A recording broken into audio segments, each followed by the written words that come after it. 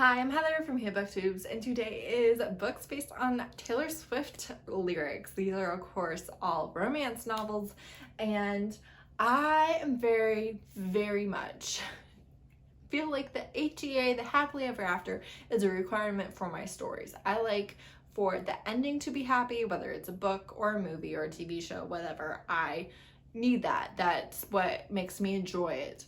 However, when it comes to songs, I am a sucker for the breakup song, the I hate you, you can choke and die, the sad and the revenge ones and all the things. As much as I love a good love song too, I really enjoy a lot of the stuff in my music, talking about cheating, all sorts of things that I don't enjoy in my typical stories. And so a lot of my favorite Taylor Swift songs don't apply to romance novels super well. But I have 6 recommendations for you based on different lyrics. This is not done by album or anything. I did think about doing one song from each album, but I just was not feeling it. I was not thriving on finding the different lyrics that I wanted. I had so many from the same albums, and I just thought, let me just go with the ones that I already had book recommendations for, and I don't have to think about it anymore. So that's where we ended, was with these 6. First one is from Folklore. It is from the song Cardigan, and it is tried to change the ending Peter losing Wendy. When I was a kid and enjoyed Peter Pan, it always bugged me that Peter and Wendy didn't end up in the same place. I love love stories. I love happily ever after. They either needed to both stay in Neverland or they needed to both go back to London, and they didn't, and I hated that. So this lyric was always just like, yes, that is exactly me. I want to change that ending. I want Peter and Wendy to stay together and live happily ever after, because that's who I am. So for this I have A Touch of Stone and Snow, which is A Gathering of Dragons #2 by Milla, Vane. You could read this as a standalone. I think that you might have a little bit more trouble with the world, but if all you really care about is the couple, it would be totally fine to just read it. Some side characters from the first book are side characters in the second book, and that's the main tie-in, besides the fact that they are all waiting for the destroyer to come back. So they're trying to form a coalition of all the peoples basically to try and survive the destroyer, who already went through the world one time and he destroyed things, and they didn't defeat him or anything. He just kept on moving, and they don't really know why or what he's doing. He just went through, destroyed things, kept on going. He's like the feral prince. He was unwanted. He was a bastard. She befriended him as a child when he was the lonely lost boy,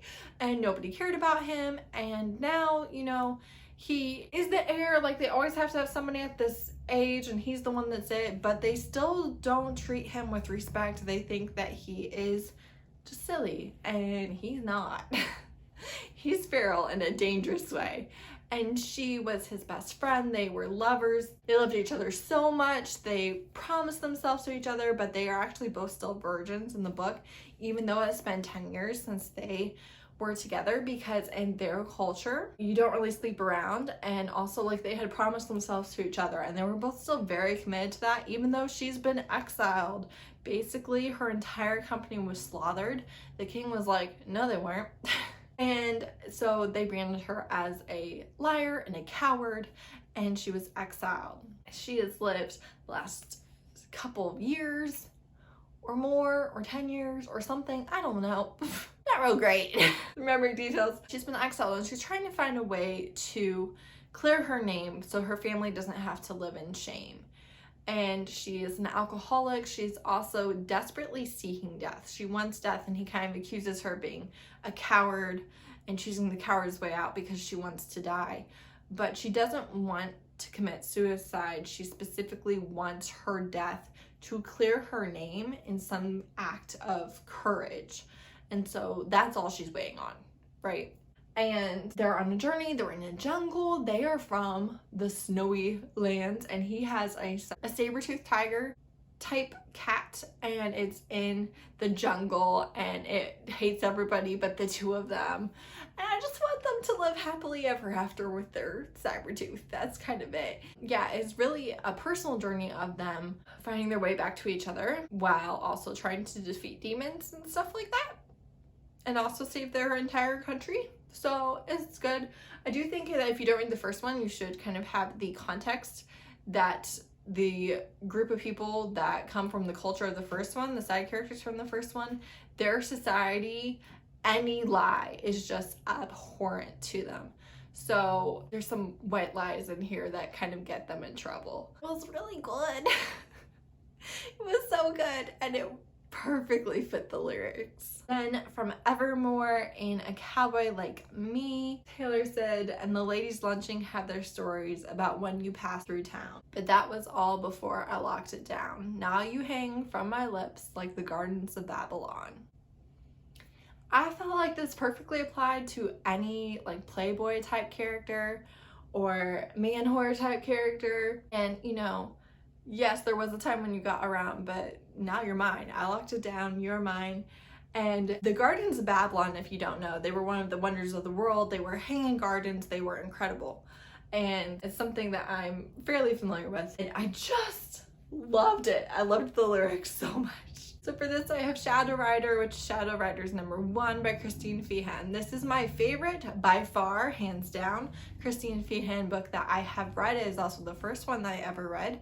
It is a contemporary paranormal setting, so they are shadow riders.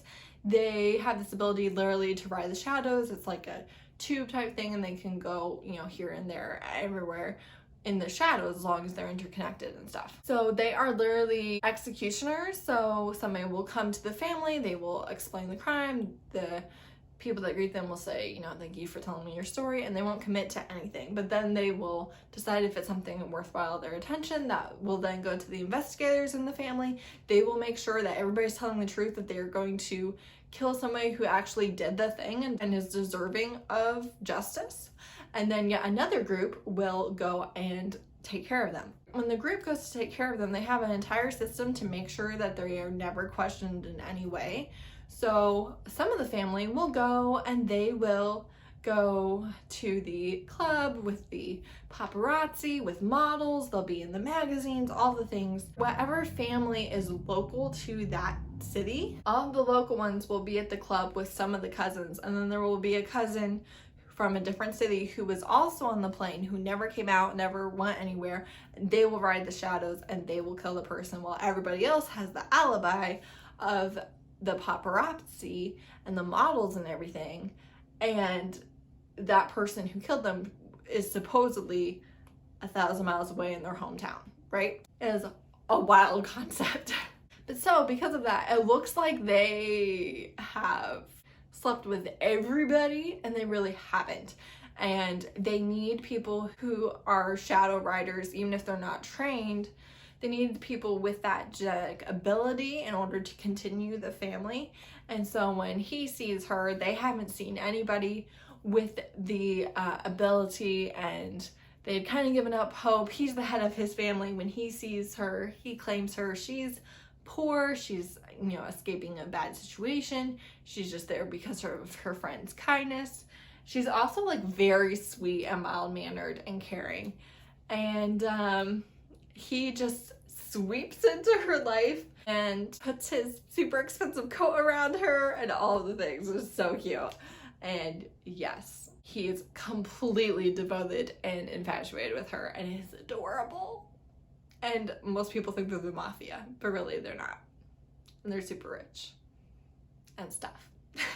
Then from Lover, I have from Paper Rings, I Like Shiny Things, but I'd Marry You with Paper Rings. And for this, I have Soaring, which is Magdalene #2 by Kristen Ashley. She is 1, rich, and 2, she is divorced, and her kids kind of hate her.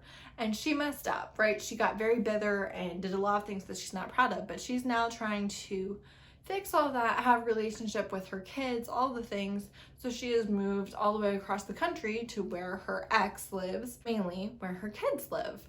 And the neighbor across the street is like a firefighter, and he is very alpha. He has kids of his own. He's very into her, but the money situation is a big problem for him. He just really struggles with the fact that he doesn't make as much, like enough to keep her in the lifestyle that she's used to. And it's a big point of contention in the book, and it's interesting how it's handled. And it's also very interesting to see somebody who's kind of hit rock bottom and is trying to get a second chance with people that they love and trying to win your kids' trust back and just all sorts of things, because her kids are teenagers, I believe. So you have older main characters. I loved it. I never talk about this book, and it is a Kristen Ashley that I did really, really enjoy. And you know, she didn't need him to have all the money. She would marry him with paper rings, which is so cute, even though she has expensive taste in like shiny things. Then also from Folklore, I have Mirror Ball, and this is actually not my favorite song by any stretch of the imagination, but lyrics are, I'm a mirror ball, I'll show you every version of yourself tonight. And then another line in the song is, I can change everything about me to fit in. And for this I have The Client by Jessica Gadziala. This is like number 9, number 8, somewhere in there, of the Professional series by Jessica Gadziala. They are all standalone romance novels. Each one follows a completely different couple and can be read by itself. This one, he's super rich. He has been a problem client for the fixer agency, and he is off in international waters. He's doing all the things, and she is not a con artist per se, but literally people hire her to make these guys fall in love with her and then break their hearts. And usually they've done pretty terrible things to make somebody want that type of revenge. So she gets hired to make them fall for her. And so she does. And in the book, she specifically talks about how men just want you to be a reflection of them. They want you to be interested in whatever they're interested in, but not to know as much about it as they do. And so that's what she does. She literally just reflects their interest back to them, and it hooks them every single time.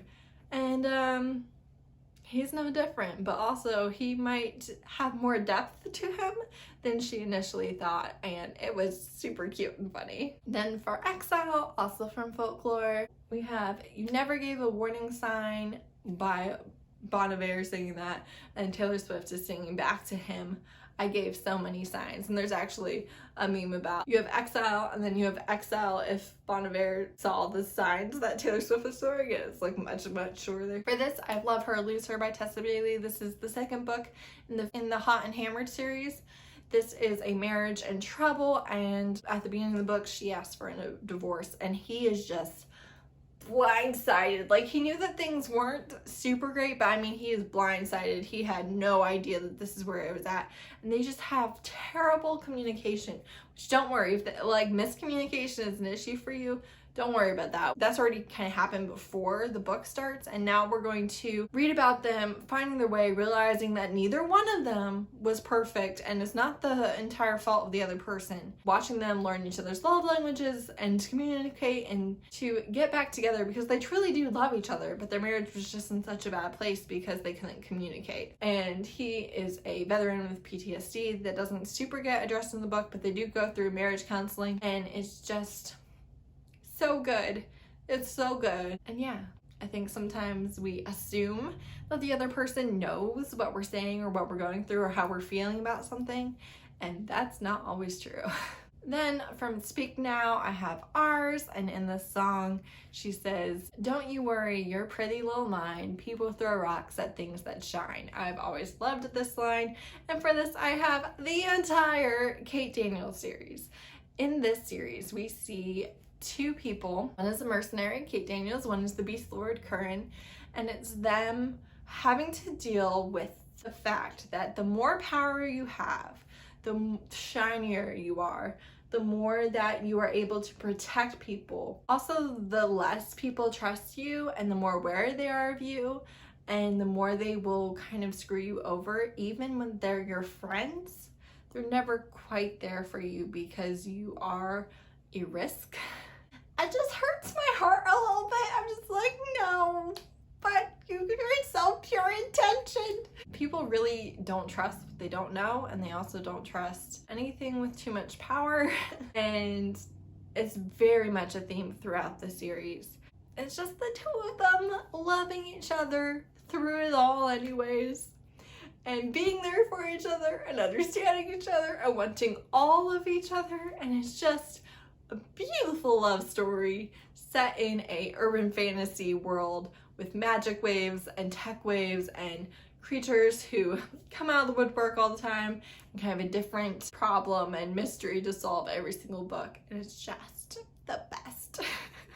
So there you go. Let me know if you like this. There's 6 book recommendations based on Taylor Swift lyrics.